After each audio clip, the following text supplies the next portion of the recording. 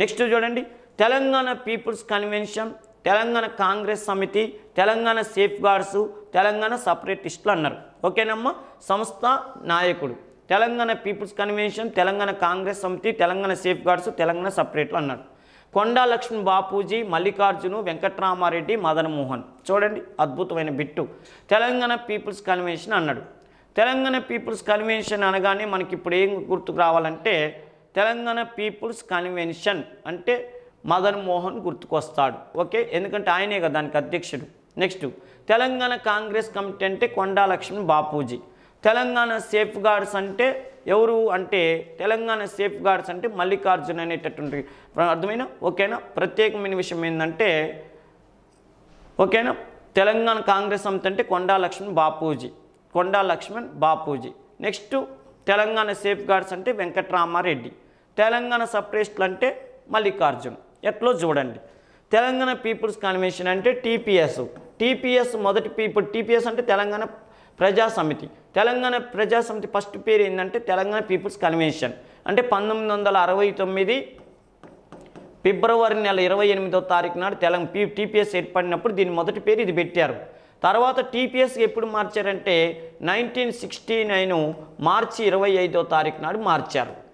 దీనికి అధ్యక్షుడు ఎవరయ్యా అంటే అనంతుల మదన్ మోహను.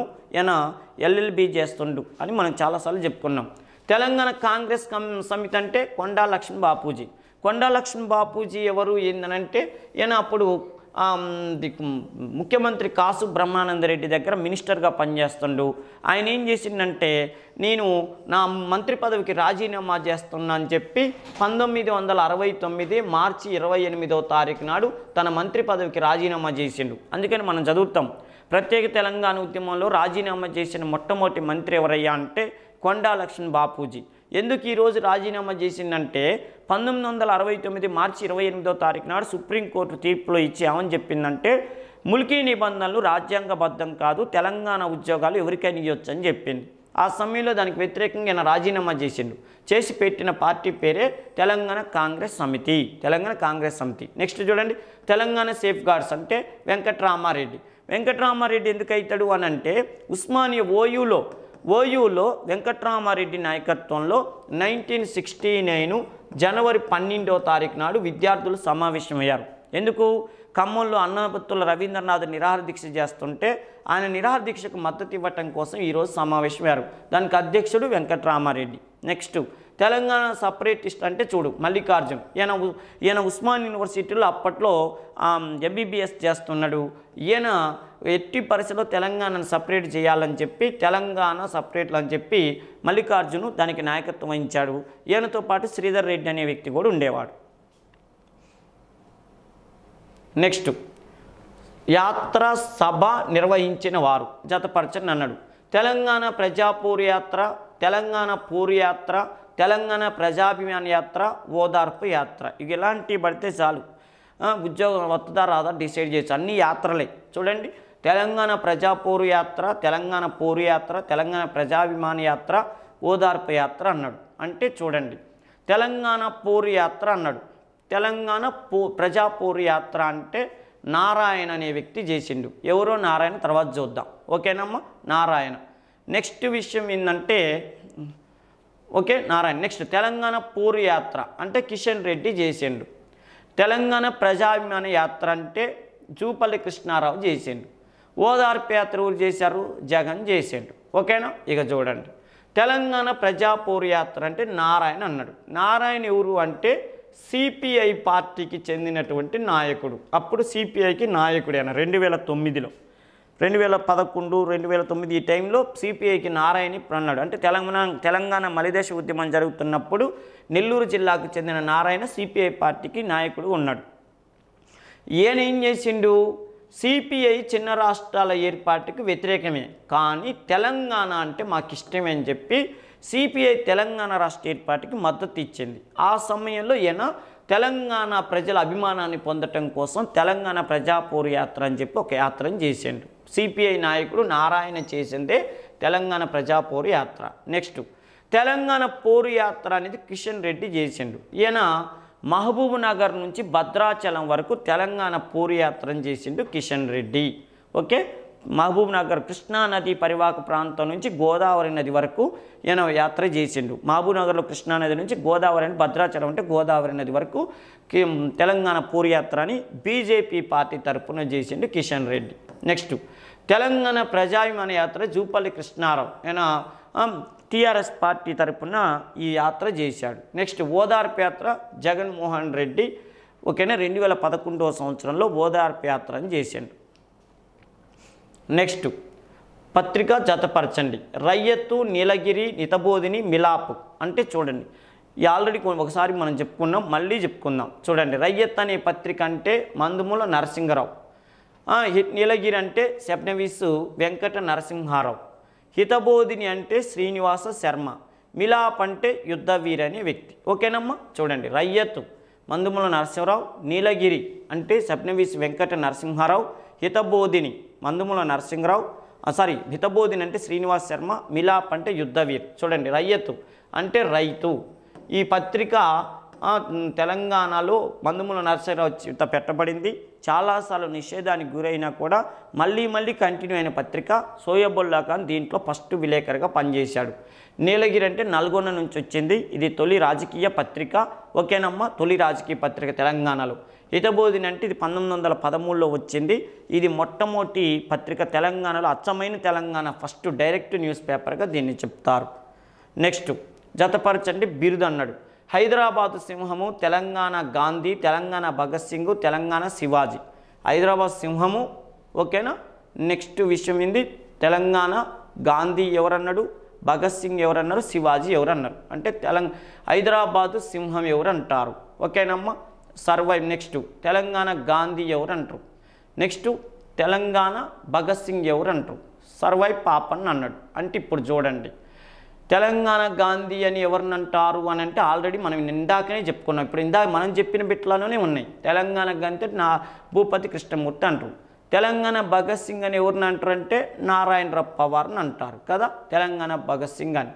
సర్వైవ్ పాపన్న గౌడ్ అంటే ఎవరు అంటే తెలంగాణ శివాజీ అంటారు. ఇంకేముంది, పండిట్ నరేంద్ర. ఓకేనా. మనం చెప్పుకునే ఇప్పుడు ప్రీవియస్ బిట్లలోనే ఉన్నాయి.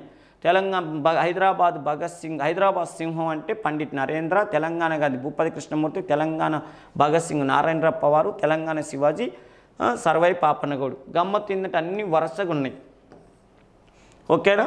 నెక్స్ట్ 1969 సంవత్సరం నాటి ముఖ్య తేదీలని జతపరచండి అన్నాడు. 1969 ఉద్యమానికి సంబంధించి ముఖ్యమైన తేదీలు: ఇందిరాగాంధీ పర్యటన, మర్రి చెన్నారెడ్డి అరెస్టు, మహా హాజరు, రెడ్డి హాస్టల్ సదస్సు. అంటే చూడండి ఇందిరాగాంధీ పర్యటన ఎప్పుడు జరిగింది అన్నాడు అంటే జూన్ 4వ తారీఖు నాడు వచ్చింది. 1969 ఇవన్నీ అక్కడ 1969 ఉంది. ఓకే. మర్రి చెన్నారెడ్డి అరెస్ట్ అయింది అన్నాడు. మర్రి చెన్నారెడ్డి అరెస్ట్ అంటే అర్థమైందమ్మా. మర్రి చెన్నారెడ్డి అరెస్ట్ అంటే జూన్ 24వ తారీఖు నాడు అరెస్ట్ అయింది 1969. మహా హాజరు అని అంటే మే 1వ తారీఖు నాడు. నెక్స్ట్ రెడ్డి హాస్టల్ సమావేశం అంటే మార్చి 8వ తారీఖు, 8, 9వ తారీఖు నాడు రెడ్డి హాస్టల్లో టీపీఎస్ సమావేశమైంది. ఇందిరాగాంధీ పర్యటన ఏంది అని అంటే 1969వ సంవత్సరం జూన్ 4వ తారీఖు నాడు హైదరాబాదులో 36 గంటల పాటు కర్ఫ్యూ పెట్టారు. ఎట్టి పరిస్థితుల్లో తెలంగాణ రావాలని మర్రి చెన్నారెడ్డి డిసైడ్ చేసిండు. అప్పుడు మర్రి చెన్నారెడ్డిని ఇందిరాగాంధీ ఒకసారి ఢిల్లీ రా, నీతో మాట్లాడాలా, నువ్వే విద్యార్థులను రెచ్చగొడుతున్నావు అంటే నేను రాను పో అన్నాడు. అప్పుడు ఇందిరాగాంధీ అర్ధరాత్రి ఈ రోజున తన పిఎన్ తీసుకుని స్పెషల్ ఫ్లైట్లో మన హైదరాబాద్ వచ్చింది. అందుకని చూడండి ఇందిరాగాంధీ పర్యటన అంటారు. నెక్స్ట్ మర్రి చెన్నారెడ్డి అరెస్ట్ అంటే మర్రి చెన్నారెడ్డి ఇందిరాగాంధీని చాలా బతిలాడింది. నా మాటిని విద్యార్థులను రెచ్చగొట్ట, మాకు తెలంగాణ రాష్ట్రం రావటం అంటే అంత ఈజీ కాదు, అది పెద్ద అని చెప్తే నువ్వేం చేస్తావు తెలియదు, నాకు ముఖ్యమంత్రిని అన్న కాసు బ్రహ్మారెడ్డిని మార్చు, లేకపోతే తెలంగాణ అన్న ఇవ్వమన్నారు. ముఖ్యమంత్రి కాసును నువ్వు చెప్తే ఎట్ట మారుస్తారు, అసెంబ్లీలో అతనికి చాలామంది శాసనసభ్యుల మద్దతు ఉందంటే అయితే తెలంగాణ ఇవ్వమని చెప్పాడు. ఈ రెండు విషయాలు నేను అతి త్వరలో తేలుస్తాను, నేను అంతర్జాతీయ పర్యటన మీద ఆఫ్ఘనిస్తాన్ వెళ్తున్నానని చెప్పి జూన్ 4వ తారీఖు వచ్చిన ఇందిరాగాంధీ చెప్పి వెళ్ళిపోయింది. తర్వాత నేను ఇంతే గొడవ చేస్తుంటే అసలు ఆమె వచ్చిన తర్వాత ఏంది గొడవ తగ్గిందంటే వాళ్ళు ఇంకా గొడవ చేస్తుందని చెప్తే అప్పుడు మన చెన్నారెడ్డి గారిని అరెస్టు చేయించింది. జూన్ 24వ తారీఖు నాడు అరెస్టు చేయించారు. ఓకేనమ్మా. ఇది నెక్స్ట్ చూడు మహా హాజర్ అంటే మే 1వ తారీఖు నాడు తెలంగాణ హామీలను అమలు చేయాలని చెప్పి హైదరాబాదులో భారీ బహిరంగ సభ జరిగింది. నెక్స్ట్ రెడ్డి హాస్టల్ టీపీఎస్ మొదటి సమావేశం 1969 మార్చి 8-9 తారీఖు నాడు ప్రత్యేకంగా సదాలక్ష్మి నాయకత్వంలో మీటింగ్ జరిగింది. దాన్ని రెడ్డి హాస్టల్ సదస్సు అనే పేరుతో చెప్తారు. నెక్స్ట్ చూడండి, జతపరచము. తెలంగాణ ఆంధ్రాన్ని వేరు చేసినది. జాగ్రఫీ బిట్ వచ్చింది ఇక్కడ అయితే మళ్ళీ, కానీ తెలంగాణ ఆంధ్రాన్ని వేరు చేసేనది, తెలంగాణని మహారాష్ట్రని వేరు చేసేనది, తెలంగాణని ఒరిస్సాని వేరు చేసేనది అన్నాడు. అంటే చూడండి, తెలంగాణను ఆంధ్రాను వేరు చేసే నది అంటే డిండి నది, తెలంగాణను మహారాష్ట్రని వేరు చేసే నది ఏంటంటే ప్రాణహిత నది, తెలంగాణ ఒరిస్సాని వేరు చేసే నది ఏంటంటే ఇంద్రావతి నది. ఇది జాగ్రఫీ బిట్ కానీ మన దాంట్లో వచ్చింది. ఓకేనమ్మా, ఆంధ్రాని వేరు చేసేది అది, తెలంగాణ ఆంధ్రాని వేరు చేసేది డిండి నది, తెలంగాణ మహారాష్ట్రని వేరు చేసే నది ప్రాణహిత నది, తెలంగాణను ఒరిస్సాని వేరు చేసే నది ఇంద్రావతి నది. నెక్స్ట్ స్వీయ చరిత్రలు రచయితలు చూసినట్టయితే చూడండి, యాది, ఆయుపట్టు, వీర తెలంగాణ నా అనుభవాలు, నా జైలు జీవిత జ్ఞాపకాలు అనుభవాలు. ఓకేనమ్మా, యాది నా ఆయుపట్టు, రావి నారాయణ రెడ్డి, సంగం లక్ష్మీబాయమ్మ, సామల సదాశివం, భీమిరెడ్డి నరసింహారెడ్డి. ఓకే, నెక్స్ట్ అంటే చూడండి, యాది అనేటటువంటిది ఎవరు రాశారంటే సామల సదాశివ రాశాడు. ఓకే, నెక్స్ట్ ఆయుపట్టు,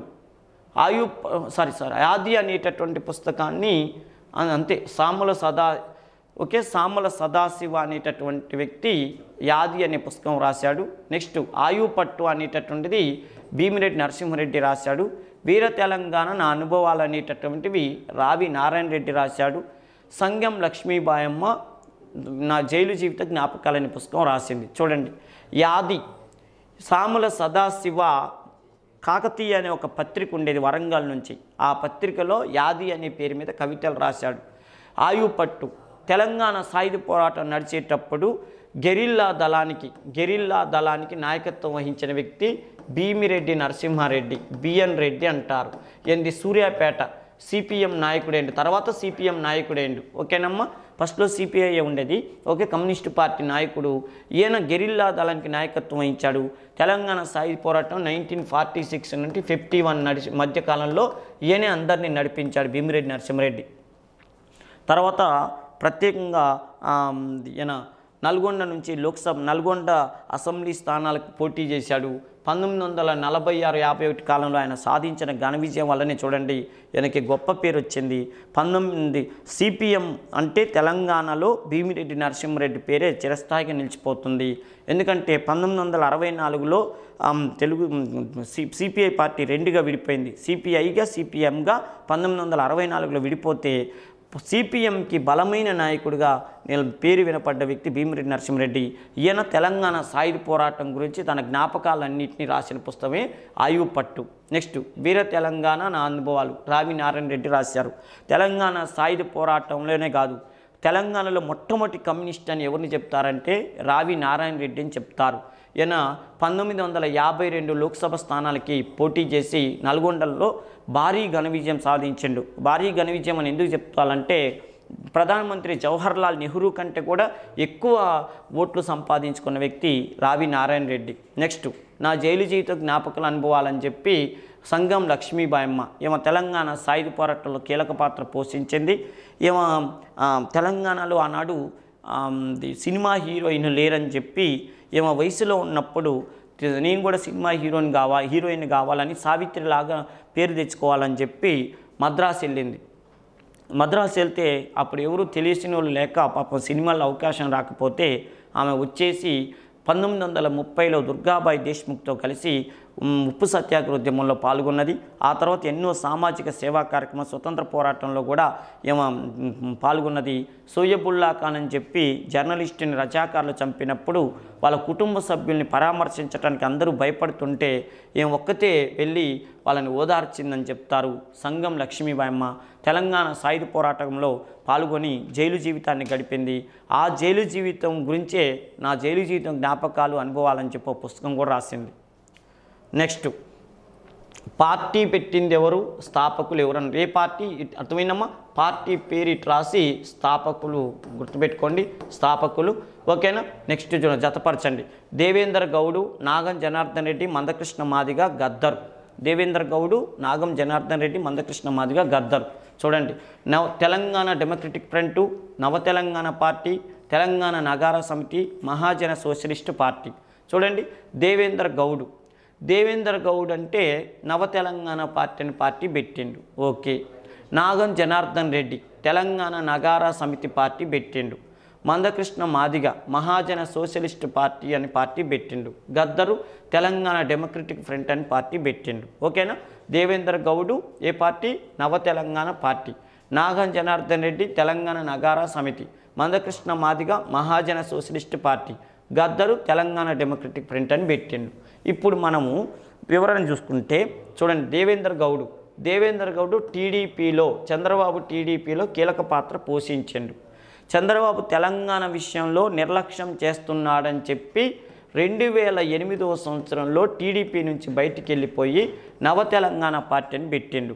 ఒక విషయం ఏంటంటే, తెలంగాణ రాకముందే తెలంగాణ వచ్చినట్టుగా తెలంగాణ పేరుని వాడుకోవాలని, మన చెట్టు జమ్మి చెట్టు అని, మన తెలంగాణ రాష్ట్ర అధికారిక చెట్టు జమ్మి చెట్టు అని, అధికారిక పక్షి పావురం అని, పాలపిట్టని, నెక్స్ట్ టీజీ, రాష్ట్రానికి పేరు టీజీ అని పెట్టుకోవాలని, ప్రతి ఒక్కళ్ళు కూడా తమ వెహికల్స్కి నెంబర్ ప్లేట్లు టీజీ పేరు మీద రిజిస్ట్రేషన్ చేయించుకోవాలని చెప్పి ముందస్తుగా ప్రకటించిన వ్యక్తి ఎవరంటే దేవేంద్ర గౌడు.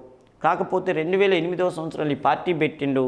ఈ పార్టీకి అంత సక్సెస్ కాకపోయేసరికల్లా చిరంజీవి పెట్టినటువంటి ప్రజారాజ్యం పార్టీలో ఈ పార్టీని కలిపిండు దేవేంద్ర గౌడు.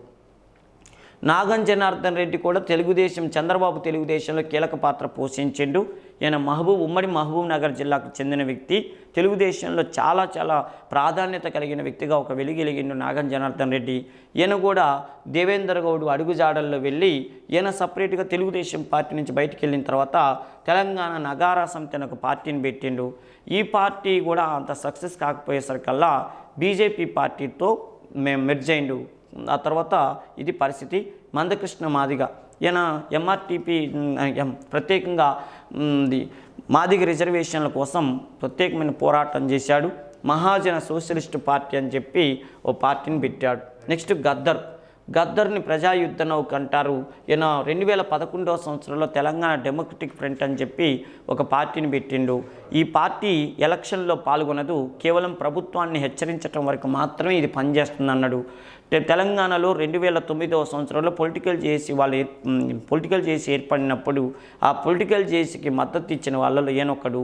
ఒక గమ్మత్తైన విషయం ఏంటంటే, ఈ పార్టీని ఇద్దరు కలిసి పెట్టారు, విమలక్క గద్దర్ ఇద్దరు కలిసి పెట్టారు. కానీ ఈయన పార్టీ ప్రారంభంలోనే ఒక మాట అన్నాడు, నా పార్టీ ఎట్టి పరిస్థితుల్లో ఎలక్షన్లో పాల్గొనదని చెప్పిండు. ఎలక్షన్లో పాల్గొనదు అనగానే విమలక్క బయటికి వెళ్ళిపోయి ఆమె తెలంగాణ యునైటెడ్ ఫ్రంట్ అనే పార్టీ పెట్టింది. తెలంగాణ డెమోక్రటిక్ పెడితే ఆమె యునైటెడ్ ఫ్రంట్ అనే పార్టీ పెట్టింది. నెక్స్ట్ పాట రచయిత ఆడుదాన్ డప్పుల దరువు ఉస్మానియా క్యాంపస్లో జైకొట్టు తెలంగాణ కొమ్మ చెక్కితే బొమ్మరా. చూడండి, ఆడుదాన్ డప్పులు అనేటటువంటి దాన్ని ఎవరయ్యా అంటే మిత్రా అనేటటువంటి వ్యక్తి రాశాడు. ఉస్మానియా క్యాంపస్లో అంటే ప్రత్యేకంగా అభినయ శ్రీనివాసు రాశాడు.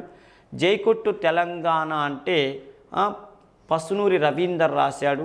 నెక్స్ట్ కొమ్మ చెక్కితే బొమ్మరా కొలిచి మొక్కితే అమ్మరా అనేది అందశ్రీ రాసిండు. ఓకేనమ్మా. ఆడుదాన్ డప్పుల మిత్ర ఉస్మానియా క్యాంపస్లో అనేది ఒక ఊపిన పార్టీది అభినయ శ్రీనివాసు. జైకొట్టు తెలంగాణ పసునూరి రవీందర్. కొమ్మ చెక్కితే బొమ్మరా కొలిచి మొక్కితే అమ్మరా అనే పాటని అందశ్రీ రాశాడు. నెక్స్ట్ రచన సంకలనం చేసిన వ్యక్తి రచయిత ఎవరు అన్నారు అంటే చూడండి, జయశంకర్ అనే పేరు మీద పుస్తకం రాసింది ఎవరు? పొక్కిలి అనే పుస్తకం రాసింది ఎవరు? నది పుట్టువడి రాసింది ఎవరు?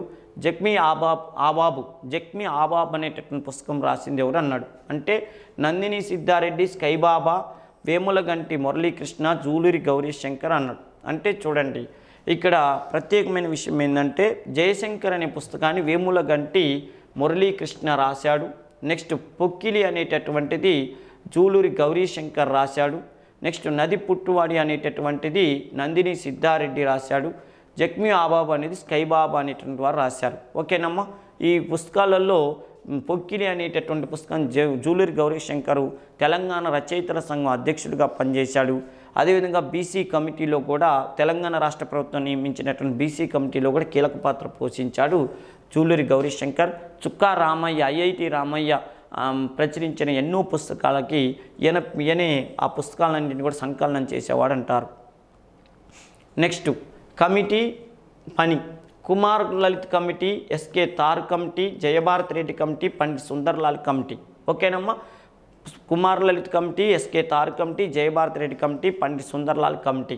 ఉద్యోగుల సంఖ్య, భాషా ప్రయుక్త రాష్ట్రాల ఏర్పాటు, మిగులు నిధులు, జేఎన్ చౌదరి అరాచకాలు అన్నాడు. అంటే చూడండి, కుమార్ లలిత్ కమిటీ అంటే మిగులు నిధుల మీద వేసిన committee. Next SK Dhar committee అంటే భాషా ప్రయుక్త రాష్ట్రాల మీద వేసిన కమిటీ. జయభారత్ రెడ్డి కమిటీ అంటే ఉద్యోగుల సంఖ్య మీద వేసిన కమిటీ. సుందర్లాల్ కమిటీ అంటే జేఎన్ చౌదరి అకృత్యాల మీద వేసిన కమిటీ. చూడండి, 1969వ సంవత్సరం జనవరిలో ఈ కమిటీ వేశారు. ఇది కాసు బ్రహ్మానందరెడ్డి చేత వేయబడినటువంటి కమిటీ. కుమార్ లలిత్ అనేటివాడు కంట్రోలర్డ్ ఆడిటర్ జనరల్కి సంబంధించినటువంటి సభ్యుడు.